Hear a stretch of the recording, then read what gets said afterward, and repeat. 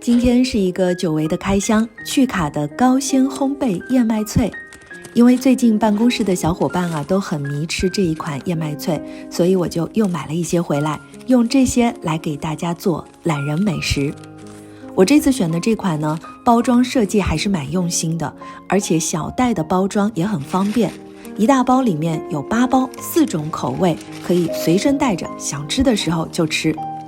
特别要告诉正在减肥的小可爱们，这个是不含反式脂肪酸的，而且呢是用低聚果糖代替的白砂糖，非油炸非膨化，所以呢在吸收营养的同时，不要担心会长胖哦。里面呢有4个味道，藜麦奇趣，里面有我特别喜欢吃的椰子片，还有很好闻的麦香。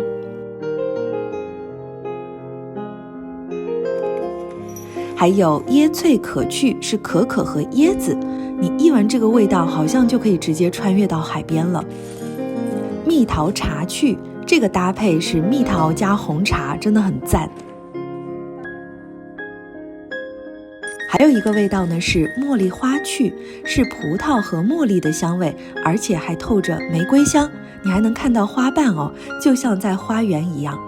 我觉得这4种口味真的都特别棒，每一种都特别好吃。那今天要教大家做的呢，也特别的好吃，一起来做燕麦棒。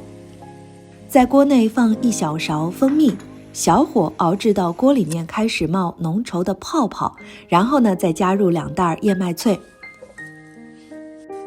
看，让蜂蜜把燕麦脆都包裹上就可以出锅了，用手按压紧实，要注意有一点烫哦。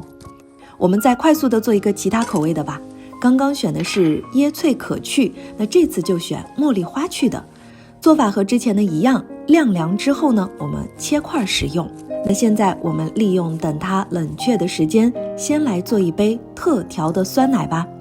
加入我喜欢的蜜桃茶趣的燕麦脆，整个口感一下子都丰富起来。那除了泡酸奶，我们还可以泡牛奶，夏天还可以搭配冰淇淋来食用。这个时候燕麦棒也可以切啦，蜂蜜裹着的它很美味，也很解馋。好了，不说啦，我要边追剧边吃燕麦棒喝酸奶啦，我们下次再见。